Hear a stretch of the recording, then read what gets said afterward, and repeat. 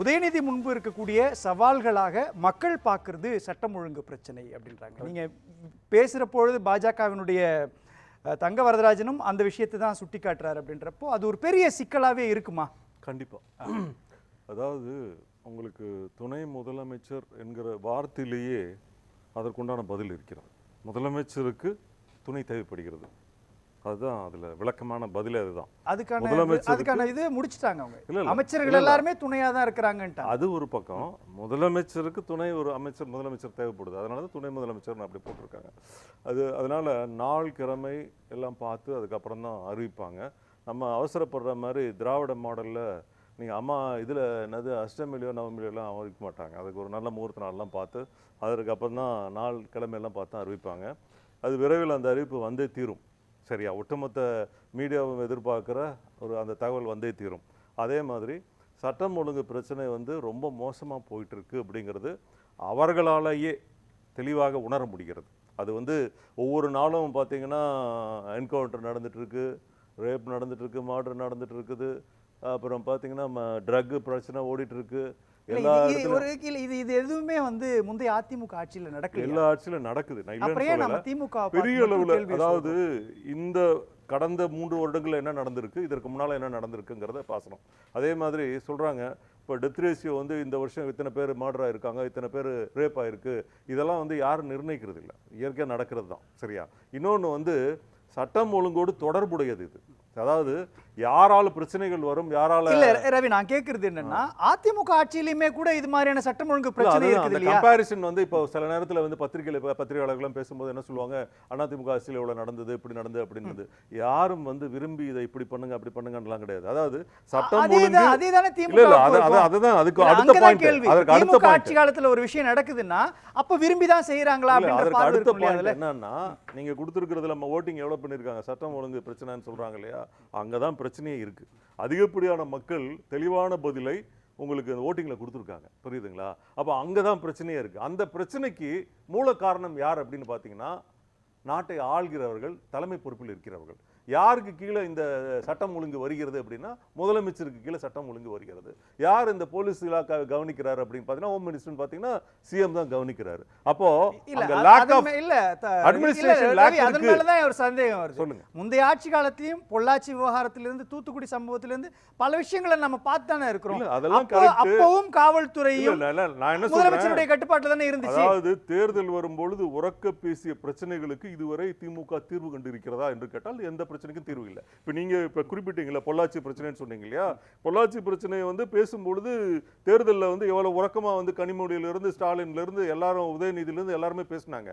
அவர்களுடைய ஆட்சி கடந்த 3 வருடம் நடந்திருக்குல்ல, ஏன் அந்த பிரச்சனைக்கு இன்னும் தீர்வு காணல அப்படின்னு கேள்வி கேட்டால் அந்த கேள்விக்கு இன்னும் பதிலே கிடையாது. ஆகவே தேர்தல் நேரத்தில் பேசுகிற விஷயங்களும் நடைமுறையில் அவர்கள் ஆட்சி செய்யும் பொழுதும் அதை செயல்படுத்துகிறார்களா என்று பார்த்தீங்கன்னா கண்டிப்பா செயல்படுத்துறது இல்லை. இது வேற யார்கிட்டயும் போய் சொல்லி ரெக்கமெண்ட் பண்ணி அவங்க செய்யணும்னு அவசியம் கிடையாது. மொத்த துறையும் அவருடைய கண்ட்ரோல்ல தான் இருக்கு. அவர் தான் அதற்கு முதலமைச்சராக இருக்காரு. தமிழ்நாட்டுக்கு மட்டுமல்ல, அந்த துறைக்கு அவர் தான் அமைச்சர். அவரே அந்த பொறுப்பில் இருக்கும் பொழுது அதை செயல்படுத்த முடியவில்லை என்றால் இனி வேற யார் செயல்படுத்துவாங்க? அப்ப இதற்கு முன்னால நீங்க சொன்ன குற்றச்சாட்டுகளை எல்லாம் செயல்படுத்தி நீங்க சீர்கொண்டு கொண்டு இருக்கணும் இல்லையா? ஏன் கொண்டு வரல? உங்களுக்கு கீழே தானே அந்த துறை இருக்கிறது. இல்ல ஒரு விஷயம், அதிமுக ஆட்சி காலத்துல நடந்த எல்லா சட்டம் ஒழுங்கு பிரச்சனையும் அதிமுக ஆட்சி காலத்திலேயே முடிச்சு வைக்கப்பட்டுச்சா அப்படின்னு நான் சொல்ல முடியாது. சில பிரச்சனைகள் விசாரணையில் இருக்கும், சில பிரச்சனைகள் முடிவதற்கு காலதாமதம் எடுக்கும். இந்த காலத்துடைய பிரச்சனையை நம்ம பார்க்க வேண்டியது இருக்கும். சொல்றது நீங்க பொள்ளாச்சி பாலியல் பிரச்சனைகள் சொன்னீங்க. அந்த உறக்க பேசிய திமுக 3 வருடம் ஆட்சியில் இருக்கும் பொழுது அதை ஏன் செய்து முடிக்கவில்லை என்ற கேள்வி அவர்களை நோக்கி தானே எழும். வேற யாரை நோக்கி எடுத்துக்க மாட்டேன். சின்ன குறிப்பிட்ட ஐயா கூட மன்னிக்கணும், அவர் இப்போ தான் பேச ஆரம்பிச்சிருக்காரு. பொள்ளாச்சி விஷயத்தை பத்தி மட்டும் சொல்றேன். பொள்ளாச்சி வழக்கு சிபிஐக்கு கைமாற்றப்பட்டது. அது சிபிஐ கிட்ட கேட்க வேண்டிய கேள்வி. சிபிஐக்கு மாற்ற நான் என்ன சொல்றேன், இந்த இதெல்லாம் உறக்க பேசுறாங்க. இதுக்கு ஒரு எக்ஸாம்பிளா தான் சொல்றேன். அதையவே நான் பாயிண்டா சொல்லல. சரியா? செந்தில் ஒரு பத்திரிகையாளர், அவர் தெளிவா தெரியும். அவருக்கு பதில் சொல்றாருன்னா அது ஏற்றுக்கணும். நியாயம் இருந்தா கண்டிப்பா ஏற்றுக்கணும். அதே மாதிரி நான் என்ன சொல்றேன், ஒவ்வொரு பிரச்சனைகளும் இப்ப வேங்கவேல் பிரச்சனைகளுக்கு அதுக்கு அவங்க தான் இது பண்ணணுமா, இவங்க தான் இது பண்ணணுமா அப்படின்னு கேட்கறாங்க. நான் என்ன சொல்றேன், யாரிடம் ஆட்சி இருக்கிறதோ, யாரிடம் துறை இருக்கிறதோ, யார் அதற்கு பொறுப்பேற்பார்களோ அவர்களிடம் தானே கேள்வி கேட்க முடியும். அவர்களை தவிர வேற யாரிடம் கேள்வி கேட்க முடியும்? இதுதான் நானும் கேட்கிறேன். அதிமுக ஆட்சி காலத்துல நடக்க அந்த பிரச்சனையே அதிமுக கிட்ட நம்ம கேட்க மாட்டோம். ஆனா திமுக ஆட்சி காலத்துல நடந்த பிரச்சனையை நம்ம திமுகவும் முதலமைச்சர் ஸ்டாலின் தான் சொல்லணும்ன்ற கேள்வி கேள்வி எங்க இருந்து வருது சார்? ஆட்சியில கண்டினியூ பண்ணிட்டு இருக்காங்க. கண்டினியூ பண்ணாம அவங்க டிஸ்கண்டினியூ பண்ணிட்டாங்கன்னா அவங்ககிட்ட கேள்வி கேட்கறது நியாயம் கிடையாது. 5 வருடம் அவங்க ஆட்சிக்கு கொடுக்கப்பட்டதுல அது 3 வருடம் கடந்திருக்காங்க. இன்னும் பவர் இருக்கு. பவர்ல இருக்கும்போது அவங்க பவர்ஃபுல் பர்சன் கிட்ட தானே கேட்க முடியும். எதிர்க்கட்சியில் எப்படி போய் கேள்வி கேட்க முடியும்? எதிர்க்கட்சி வந்து ஆளுங்கட்சி நோக்கி தானே கேள்வி கேட்க முடியும். அந்த அடிப்படையில் நம்ம வந்து யார்கிட்ட அந்த துறை இருக்கிறது? முதலமைச்சர் கிட்ட தான் அந்த துறை இருக்கிறது. மக்கள் ஓட்டெடுப்பு யாருக்கு போட்டிருக்காங்க? சட்டம் ஒழுங்கு பிரச்சனைக்கு தான் ஓட்டு போட்டிருக்காங்க. ஏன் அப்ப மக்கள் தெளிவா புரிந்திருக்கிறார்கள். இந்த ஆட்சியில் சட்டம் ஒழுங்கு சீர்கேடாக இருக்கிறது என்பதை தெள்ளத் தெளிவாக மக்கள் வாக்களிப்பின் மூலமாக நிரூபித்திருக்கிறார்கள். அதே போல துணை முதலமைச்சர் என்ற அந்த வேர்டிலேயே வந்து முதலமைச்சருக்கு ஒரு துணை தேவைப்படுகிறது. அந்த விஷயங்களை கவனிக்கிறதுக்கு பணிச்சுமை அதே அதில் கொடுத்துருக்கீங்க. அதுக்கும் ஓட்டிங் வந்திருக்கு இல்லையா? அதிமுக ஆட்சி காலத்திலயும் துணை முதலமைச்சர்கள் இருந்தாங்க இருந்தாங்க. அதே நேரத்தில் இப்போ அதிமுகவில் இருந்த துணை முதலமைச்சர் வெளியில் வந்தோடனே ஒரு பேட்டி கொடுத்தாரு. துணை முதலமைச்சர் ஒரு அபிஷியல் பதவியே கிடையாது, அதற்கு அதிகாரமே கிடையாதுன்ட்டு. அவர் திமுகவோட பி டீமா செயல்பட்டு அவங்களுக்காக பேசிட்டு இருக்காரு, பிஜேபிக்காகவும் பேசிட்டு இருக்காரு. அது அந்த விஷயம் ஏன் திமுகவில் இருக்கவர்களுக்கு புரியவில்லை? துணை முதலமைச்சர் என்ற பதவி ஒரு டம்மியான பதவின்னு உங்களுடைய பி டீம்ல இருந்து பதில் சொல்லி இருக்காங்க. நீங்க எப்படி அதை பிடிச்சி தொங்கிட்டு கிடக்குறீங்க? எங்களோட பி டீம்னு சொல்ல வேணாம். நாங்க சொல்றேங்க, நீங்க சொல்ல வேணாங்க. நாங்க சொல்றதுக்கு எங்களுக்கு உரிமை இருக்கு இல்லையா? எங்களை பத்தி குற்றச்சாட்டு சொல்றதுக்கு உங்களுக்கு உரிமை இருக்கும்போது நாங்க வந்து அதை சொல்றதுக்கு எங்களுக்கு உரிமை இருக்கு இல்லையா? அப்படிப்பட்ட ஒரு பதவியை திணிக்க வேண்டிய அவசியம் என்ன? நீங்க நான் என்ன சொல்றேன், இதை விட மூத்தவர் யாரும் திணிக்கவே இல்லைன்றாங்க.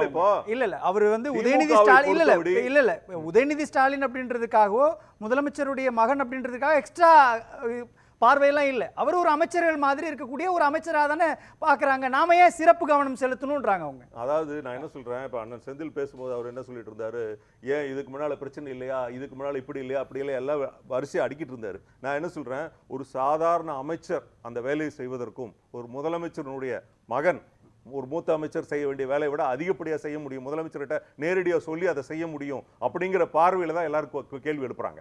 சரிங்களா?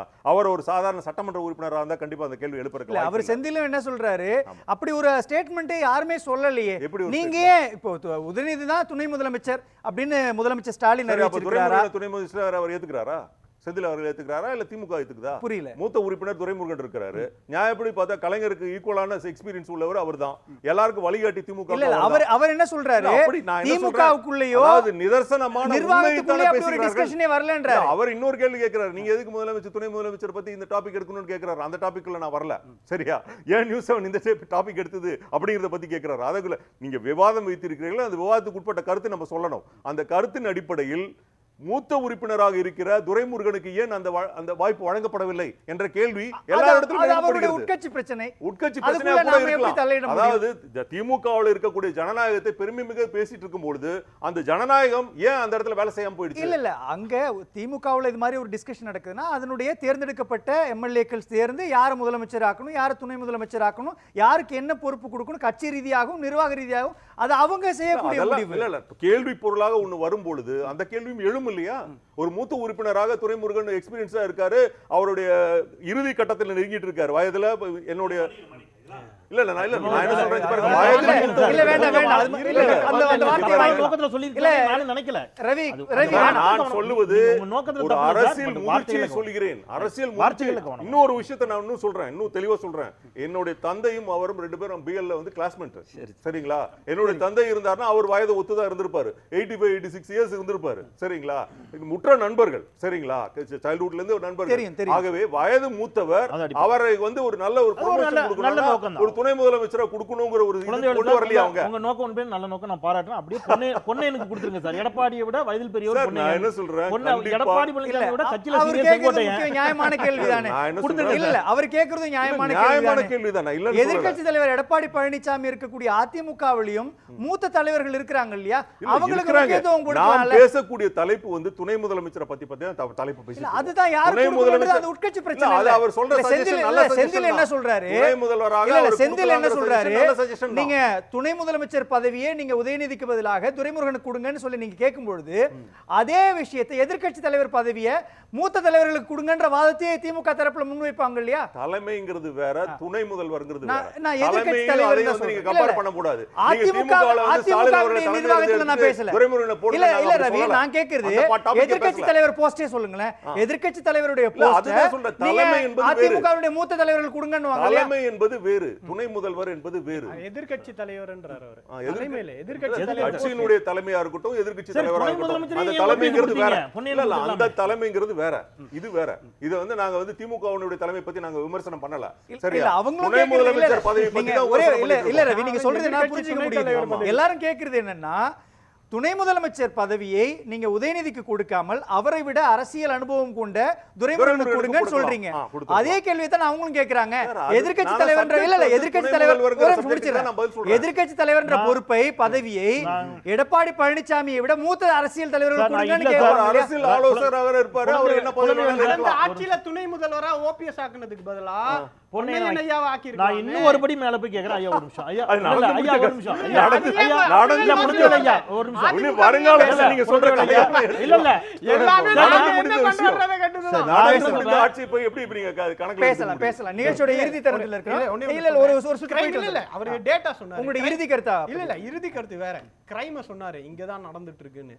நான் கடந்த ஆட்சியை விட என்சிஆர்பி டேட்டா தான் இது, யாரெல்லாம் சும்மா சொல்ல முடியாது.